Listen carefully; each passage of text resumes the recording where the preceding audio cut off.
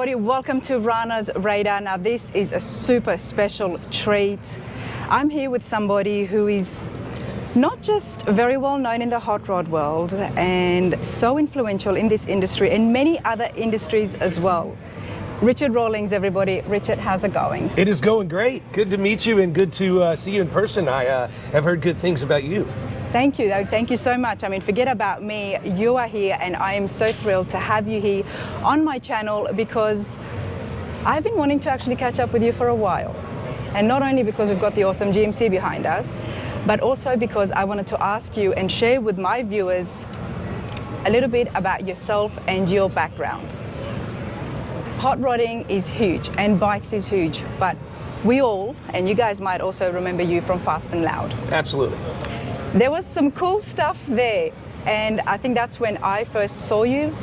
But then I found out about Gas Monkey Garage, and I was like, oh, hold on, it just got better.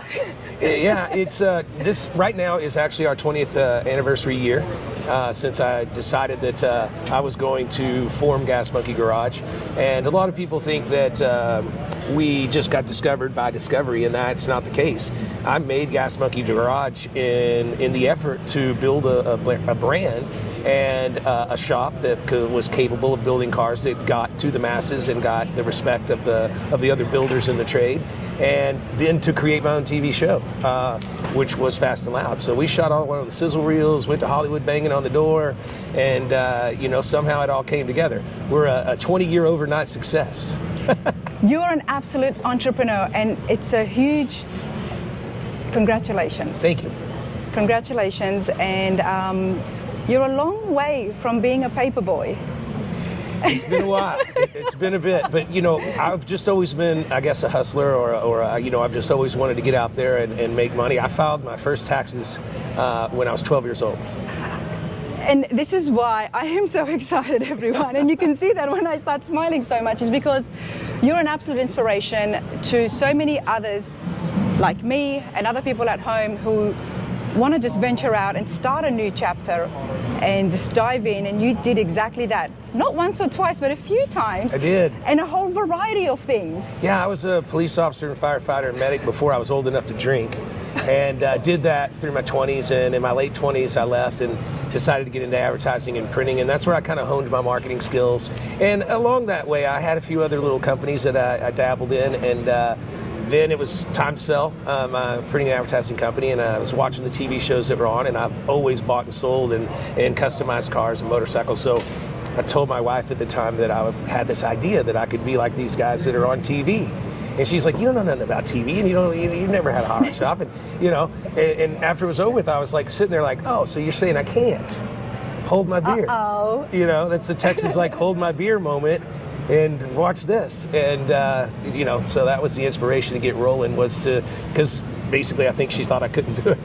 Well, it always takes that one push, and for you it was a big push because not only did you actually go out there and become so successful, but then you did that for a while, and then you decided to do something different. And the reason I want to bring that up is so many people, when they fail at something, they try something new, but you've been successful, and yet you still want to venture out and branch out to other industries. Well, successful is always how'd you do today, because there was a lot of failures along the way. There was? Okay, please then enlighten us. A lot of stuff in my toes. I in the last 20 years, I think I've been broke 3 or 4 times, and just struggling to keep it on track and keep it going. So you bought 30 cars, over $1 million recently. Yes. Well, it's inventory. If I was into blue jeans, I'd have, millions of yards of denim material. That's true. So it's just, success is something you have to fight for every day. And, until they put you in the ground, you got to always be striving. Wow. I'm going to take that on board for myself because I'm somebody who has just ventured into this hot rod world with all you nutcases out there, and I'm absolutely loving it. But yourself, I mean, it's not only hot rods, but you've got a grill opened up as well. Well, we did up until COVID, and we had a little bit of a struggle getting away from our entanglements with Discovery. It took a little while, and now we're away from all of Discovery in Hollywood. We live on YouTube right this second, but I'm building a new vertical, and that's going to be a vertical place where we list all of our shows, show everything that we're doing. We've got 3 or 4 more new shows that we're in the process of starting to film this year, and new restaurants opening up in... So, sorry, Richard, are you saying that there's going to be new channels? I'm building a new channel Okay. that is going to be a place where all creators in these genres can meet and interact, and it's called The Garage, because that's where it all happens anyways, right? That's true. That's where businesses that have nothing to do with cars or motorcycles are created. I believe that's where Apple was created, was in a garage. So the garage really for me is a place of camaraderie and learning new skill sets and studying up on what you're going to do in life and things that you're into. And when you're into automotive and motorcycle, that means you're also into clothes or a certain kind of gene or a certain That's look true. or tattoos or jewelry or the kind of food you're going to eat when you come to Oklahoma like this and check out this show. So it really is a place of everything goes. Wow. I mean, the future is so bright and there is so much more to come. We're all going to have to wait and see. It's coming as we speak. They got to watch us on YouTube under Gas Monkey Garage for right now, and then when we launch the garage, everybody will know. Like I said, what we do in the next 20 years is going to make the first 20 years look like nothing. Okay then. Richard, you're on Rana's radar, and what we do here is we look at cars. All right. We look at cars. I have been loving the GMC, and I've been seeing it everywhere. And I don't want anyone just to show me the car. I want you to show me the car so you can tell me exactly what you've done here and where the inspiration came from. I understand. Well, let's check it out. Let's do it. All right. So we'll come over. Here we have our 68 GMC that I affectionately call the Skidmark. And the reason that I call it the Skidmark is usually the first question that I get. And it's because of the color scheme that we picked. I was at the time currently launching my salsas for table service. And you can get those at gasmonkeygarage.com. But the color schemes and the palettes that I was looking at on our storyboards were these colors. And so we put it together to kind of pay tribute to what we were doing at the time. Now, everything on this truck is completely custom, and we bought this truck out of a field. Okay. And, it was just a typical field find with, mixed matched parts and all kinds of crap like that. And in 45 days transferred it into this, what you see here. That's including everything you see. Now, you are known for doing quick turnarounds. Mm-hmm. 2 months is when you build a car from absolute rust to absolute show car material, but you've done this in a lot less. A lot less. We've done an OBS truck in as fast as 5 days, complete. Now, this one was a lot custom, TCI custom chassis to lay 24s on the ground without doing a body drop. These are custom JTX one-off forged wheels. One of the most astounding things on the truck is the 2-piece billet grill. It was made out of 2 solid blocks by Titans of CNC, and it was a customized grill, but this is all billet all the way across and solid in some places as much as an inch thick.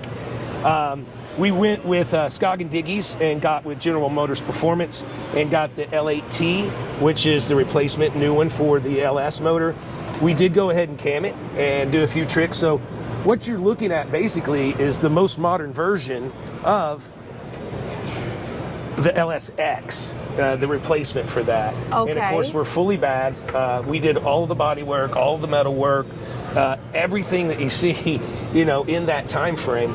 I wanted this car to lay down on the frame and put the pinch welds on the ground because that's my style. And I wanted it on 24s because no one had ever done particularly that, especially in the front.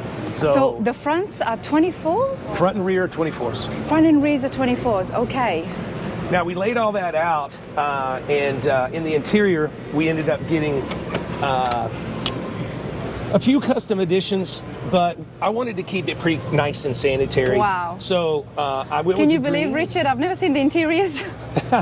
I've always seen, there's always been a crowd around this truck, everybody, and I never had a chance to see the inside. It's full AC, heat, you name it. Spark steering wheel, which was hand wrapped in the matching green. And, the guys fought me a little bit on the colors, and especially when I said I wanted the interior all green. But I think it turned out real well.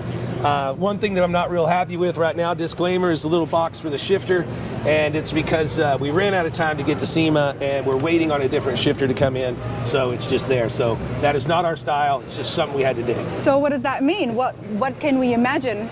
It'll be more clean with a shifter boot made out of the same green leather and things like that. Okay. So it's just something that we had to do very quickly, and that'll get redone well, as soon as we get out of this show.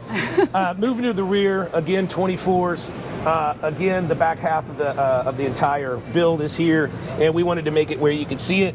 Of course, the Curry rear end, full air ride, and it's just clean and sanitary build. I follow a strict rule of form and function when we build these cars, and I don't want to do something just because it's flashy or it's weird. I want to do stuff that follows the form and function of what you're looking at. So that's always been one thing that I stick to. We finished off with covers for the GM letters again in billet, and just wrap the paint around. We had a really hard time figuring out how we were going to finish the rear end, but it worked out all right. And as you can tell, I was doing some donuts the other day and already bent the bumper, so I'm going to have to fix that too. Well, that's the thing, Richard. You absolutely enjoy what you do. You live and breathe it. It's even something like this, you're still out there doing donuts in it. Oh yeah, but I'll tell you the craziest thing. I don't know when you're going to post this, but I think right now until like 3 more weeks, I'm giving this away. Okay, well, this is definitely going up before then, so tell us more. GasMonkeyGarage.com.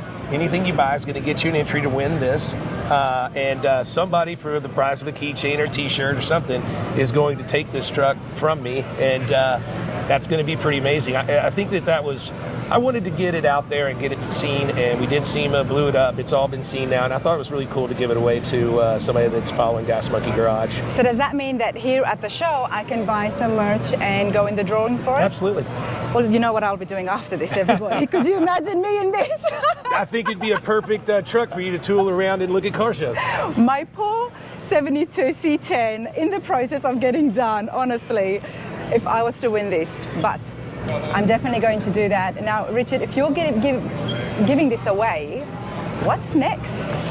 Well, right now, what's next is we're building a 78 Ford F-150 Ranger Lariat. So it's called a double badge car. So it's got all the trim package on it.